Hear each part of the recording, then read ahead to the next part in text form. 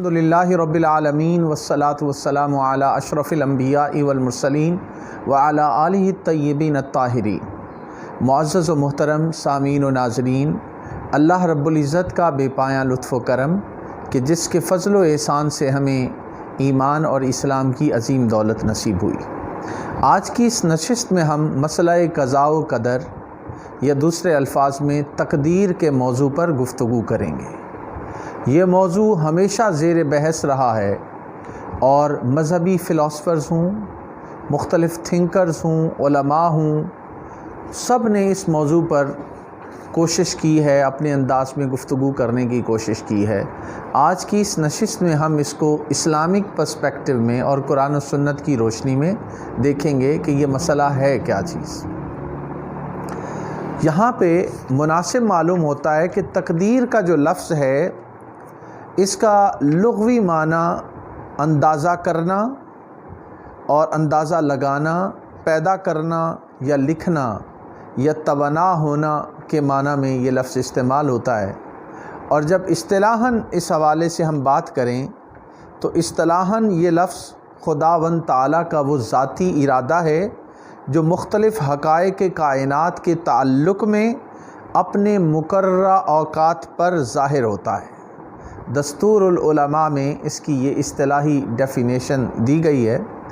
اس کے مختلف پہلوؤں پر انشاءاللہ ہم گفتگو کریں گے۔ سورہ الحجر میں اللہ رب العزت نے ارشاد فرمایا وَإِن مِّن شَيْءٍ إِلَّا عِندَنَا خَزَائِنُهُ وَمَا نُنَزِّلُهُ إِلَّا بِقَدَرٍ مَّعْلُوم۔ ارشاد ہوتا ہے کہ ہر چیز کے ہمارے پاس بے شمار خزانے ہیں مگر ہم انہیں ایک مقررہ اندازے سے ہی نازل کرتے ہیں۔ یہ اللہ رب العزت کا فرمان ہے۔ انسان مجبور محض ہے یا اس کو اختیار حاصل ہے؟ یہ وہ سبجیکٹ ہے جو بڑی دلچسپی کے ساتھ ڈسکس کیا جاتا رہا ہے اور اس موضوع پر ہمیں بہت ساری ڈسکشن ملتی ہے۔ مختلف مذہبی لٹریچر ہو یا فلسفی کا لٹریچر ہو، سوشل سائنٹسٹ ہوں یا باقی لوگ، انہوں نے اس کو زیر بحث لایا ہے۔ گفتگو کو آگے بڑھانے سے پہلے میں نبی پاک صلی اللہ علیہ وآلہ وسلم کا ایک فرمان آپ کے سامنے رکھنا چاہتا ہوں کہ نبی اکرم صلی اللہ علیہ وآلہ وسلم نے تقدیر کے موضوع پہ بہت زیادہ ڈسکشن کرنے سے منع فرمایا ہے، اور آپ صلی اللہ تعالیٰ علیہ وآلہ وسلم کا فرمان یہ ہے کہ شیطان تم میں سے کسی ایک کے پاس آتا ہے اور پوچھتا ہے کہ تجھے کس چیز نے پیدا کیا، فلاں چیز کو کس نے پیدا کیا، یہاں تک کہ پھر وہ پوچھتا ہے کہ تمہارے خدا کو کس نے پیدا کیا ہے۔ آپ نے فرمایا بس یہیں رک جاؤ، شیطان کے شر سے خدا کی پناہ مانگو، اس سے آگے نہ سوچو۔ یہ حضور علیہ الصلاۃ والسلام کا فرمان ہے، اس کو ہمیں پیش نظر رکھنا چاہیے۔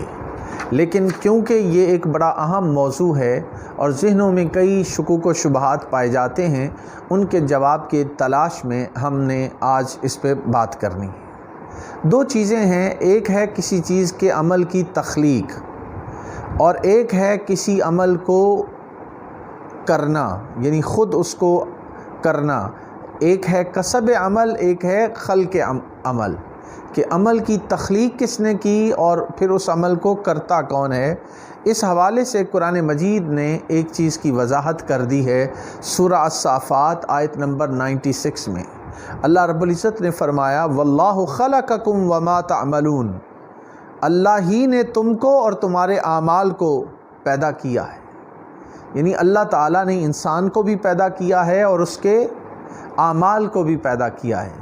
دوسرے الفاظ میں اچھی چیزیں ہوں یا بری چیزیں ہوں، ان کو اللہ تعالیٰ نے تخلیق کیا ہے۔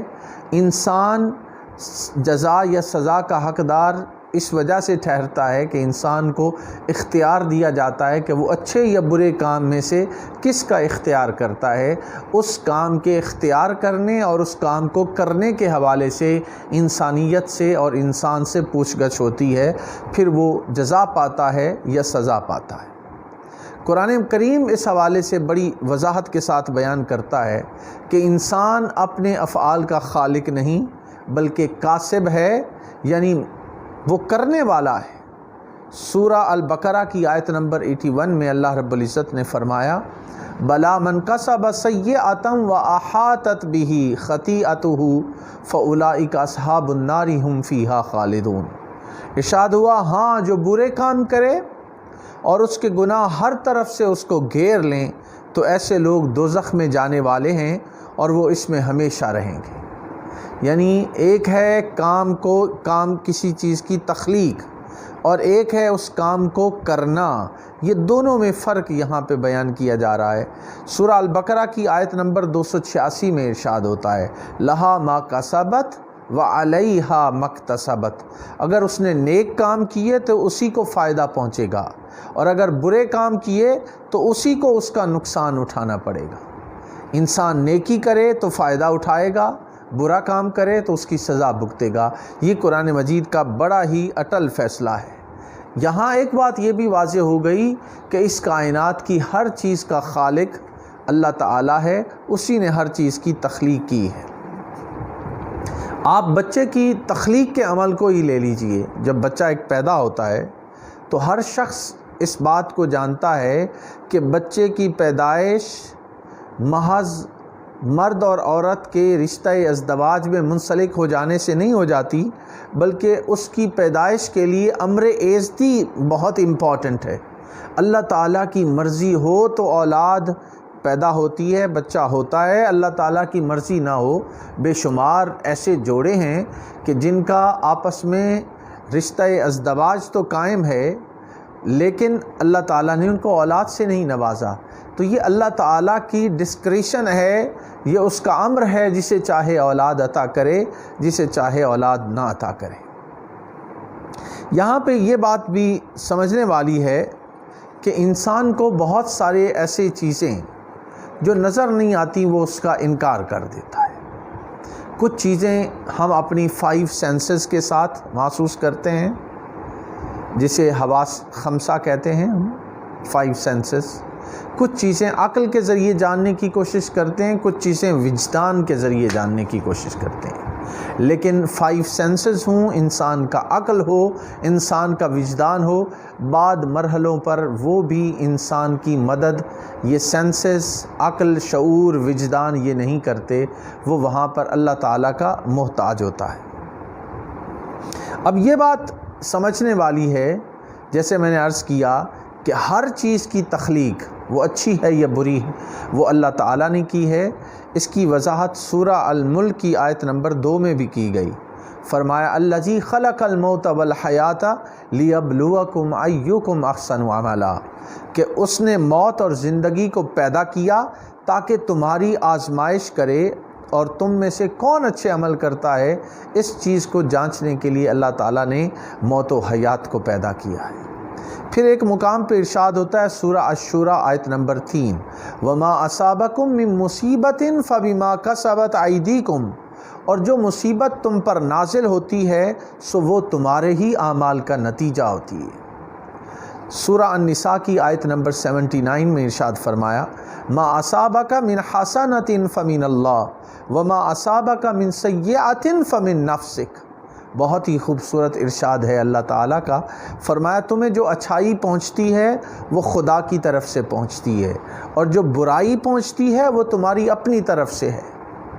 یہ ایک بہت بڑا لیسن اور سبق ہے کہ اچھائی کو اپنے رب تعالیٰ کی طرف منسوب کرو، اور اگر کوئی برائی پہنچی ہے تو اپنے آپ کو ذمہ دار ٹھہراؤ کہ میں ہی قصوروار ہوں، میری ہی غلطی ہے جس کے نتیجے میں اس بری صورتحال سے مجھے سامنا کرنا پڑا ہے۔ یہ قرآن پاک کی ہمیں تعلیم ہے۔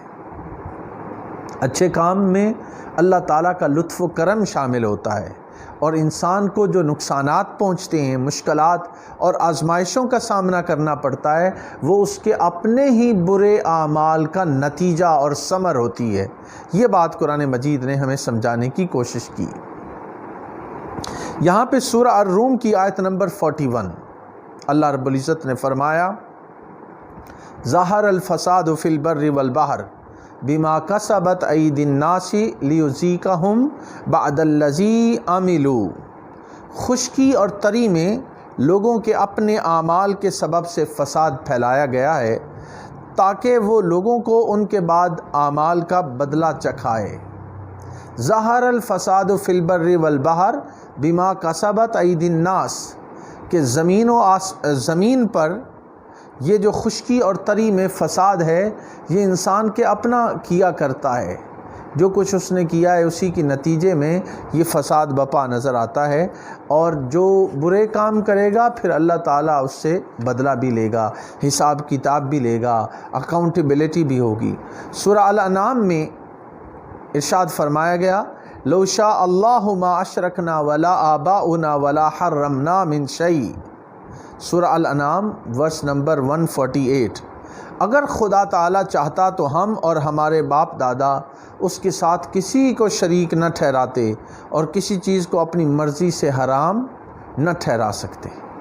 یہ ان لوگوں کا کہنا تھا کہ یہ اللہ تعالیٰ کی وجہ سے، وہ اس کا الزام اللہ تعالیٰ کو ٹھہراتے ہیں۔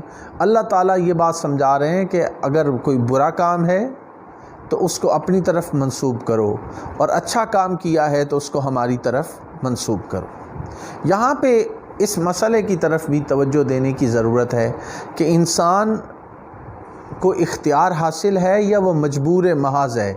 از he a puppet in the hands of god اور he has a free will, اس کو اختیار حاصل ہے کہ وہ اچھے برے کام میں کر سکے۔ اس حوالے سے ہم قرآن مجید میں بین القدر والجبر کا جو مسئلہ ہے وہ بھی بیان کیا گیا، اور یہاں پہ ایک مثال میں حضرت علی شیر خدا رضی اللہ تعالیٰ عنہ کی دینا چاہتا ہوں کہ ایک شخص نے آپ سے قضاء و قدر کے مسئلے پہ پوچھا، تو آپ نے اس شخص سے فرمایا کہ اپنی ایک ٹانگ اٹھاؤ۔ اس نے ٹانگ اٹھائی تو فرمایا اب دوسری ٹانگ اٹھاؤ۔ عرض کرنے لگا حضرت علی اگر میں دوسری ٹانگ اٹھاؤں گا تو گر جاؤں گا۔ فرمایا تقدیر کے مسئلے کو سمجھنے کے لیے یہی بات ہے کہ پہلی حد انسان کے اختیار کی تھی اور دوسری حد اس کی مجبوری ہے، یعنی ایک خاص حد تک انسان کو اختیار ہے اور اس سے آگے انسان مجبور ہے۔ مثلا ہم اگر اپنی تخلیق پہ غور کریں تو اس میں ہمارے پاس اختیار نہیں، اللہ تعالیٰ نے ہمیں پیدا کر دیا، اور پھر اس میں آپ یہ بات سمجھنے والی ہے کہ اختیار انسان کو عمل کرنے کے حوالے سے بہت سے پہلوؤں سے وہ اختیار رکھتا ہے، اور اس اختیار کو سمجھنے میں انسان کو توجہ دینی چاہیے۔ بین القدر والجبر کا جو مفہوم ہے یہ سمجھنے کے لیے انسان کو قرآن مجید پر غور کرنا چاہیے کہ اللہ تعالیٰ نے اس مسئلے کو قرآن پاک میں بڑی وضاحت کے ساتھ بیان کیا ہے۔ اس بات کو سمجھنے کے لیے میں یہاں پہ چند چیزیں آپ کی خدمت میں پیش کرنا ضروری سمجھتا ہوں۔ قرآن مجید کے بعد احادیث نبویہ میں یہ چیز ہمیں ملتی ہے کہ حضور علیہ الصلاۃ والسلام نے فرمایا، صحیح بخاری کی حدیث ہے، انما الاعمال بالنیات، کہ اعمال کا دار و مدار نیتوں پر ہے۔ تو گویا انسان کو جو عمل کا اور ارادے کا اختیار حاصل ہے، کسی کام کے کرنے پر اس کو جزا جو سزا ملتی ہے وہ اس وجہ سے ہے کہ وہ اپنا ارادہ رکھتا ہے، نیت رکھتا ہے، وہ کام سے رک بھی سکتا ہے اور اس کام کو کر بھی سکتا ہے۔ تو ایک اور مقام پر صحیح مسلم کی حدیث پاک ہے، حضور علیہ الصلاۃ والسلام نے فرمایا ان اللہ لا ينظر الى صورکم واموالکم ولکن ينظر الى قلوبکم واعمالکم، بلا شبہ اللہ تعالیٰ تمہاری شکلوں اور مالوں کو نہیں دیکھتے بلکہ تمہارے اعمال اور دلوں کو دیکھتے ہیں۔ یعنی شکلیں امپورٹنٹ نہیں ہیں بلکہ آپ کی نیت کیا ہے، آپ کون سا کام کرتے ہیں، آپ کی نیت اور آپ کا کام، آپ کا عمل جو آپ نے کیا ہے اس بات پر ہی انسان کی پکڑ ہوتی ہے یا اس کو جزا ملتی ہے۔ قرآن مجید سے یہ بات بالکل واضح ہو جاتی ہے۔ سورہ النساء کی آیت نمبر 100 اللہ رب العزت نے فرمایا وَمَن يَخْرُجْ مِن بَيْتِهِ مُهَاجِرًا إِلَى اللَّهِ وَرَسُولِهِ ثُمَّ يُدْرِكُ الْمَوْتَ فَقَدْ وَقَعَ أَجْرُهُ عَلَى اللَّهِ، اور جو کوئی اللہ اور اس کے رسول کی رضا کی نیت سے اپنے گھر بار سے ہجرت کے لیے نکلے پھر راستے میں اسے موت آ لے تو اللہ تعالیٰ پر اس کا اجر ثابت ہو گیا، یعنی اسے پورے عمل کی جزا عطا کی جائے گی۔ تو یہاں بھی نیت امپورٹنٹ ہے کہ آپ کام کرنے کے لیے آپ کی نیت اور ارادہ کیا تھا، اور اللہ نے جو آپ کو اختیار دیا تھا اس اختیار کو استعمال کرتے ہوئے انسان کس طرف بڑھتا ہے، اسی پہ اس کو جزا و سزا ملتی ہے۔ اس حوالے سے شرح عقائد نصفی میں علامہ تفتازانی رحمۃ اللہ علیہ نے بڑی خوبصورت بحث کی ہے، اور اس کا خلاصہ بھی یہی ہے جو میں نے آپ کی خدمت میں پیش کر دیا۔ انہوں نے تفصیل کے ساتھ اس کو بیان کیا کہ انسان مجبور محض نہیں ہے، بلکہ اسے اختیار حاصل ہے۔ اختیار ہونے کی وجہ سے وہ چاہے تو نیکی کی طرف قدم بڑھائے، چاہے تو برائی کی طرف قدم بڑھائے۔ اگر وہ نیکی کرے گا، کسی کی مدد کرتا ہے، والدین کی خدمت کرتا ہے، بیماروں کا علاج کرواتا ہے، ان کی ضروریات کو پورا کرتا ہے، تو اس پہ اجر کا حقدار ہے۔ اور اگر وہ برائی کرتا ہے، طاغوت کا ساتھ دیتا ہے، شیطان کے راستے پہ چلتا ہے، تو اس پر اس کی پکڑ ہوگی۔ علامہ تفتازانی رحمۃ اللہ علیہ نے شرح عقائد نصفی میں بڑی تفصیل کے ساتھ اس